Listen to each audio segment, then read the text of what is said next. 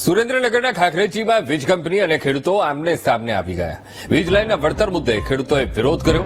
માળિયા પોલીસને સાથે રાખી વીજ કંપનીએ કામગીરી ચાલુ કરી. તો ખેડૂતોના ખેતરમાં કામગીરી શરૂ કરાતા ખેડૂતોએ હોબાળો મચાવ્યો. લાકડીયા અમદાવાદ વચ્ચે વીજ લાઈન મુદ્દે વિવાદ ચાલી રહ્યો છે. તો માળિયા અને હળવદના 13 ગામોમાંથી 765 કેવીની વીજ લાઈન પસાર થઈ રહી છે. યોગ્ય વળતર ન ચૂકવાતું હોવાથી ખેડૂતો વિરોધ કરી રહ્યા છે.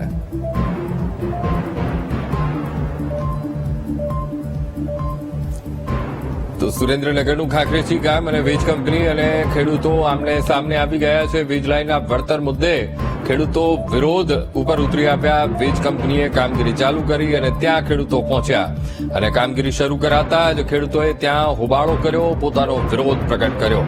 તો જણાવી દઈએ, પોલીસને પણ બોલાવવામાં આવી છે. મામલો વધારે બગડે નહીં તે માટે પોલીસને પણ ત્યાં બોલાવી લેવામાં આવી છે. આજ મુદ્દે સંવાદદાતા સચિન ફોનલાઈન પર જોડાઈ ગયા છે. સચિન, ખાખરેજી ગામની આ ઘટના છે જ્યાં વીજ કંપની અને ખેડૂતો આમને સામને આવી ગયા છે. શું મામલો?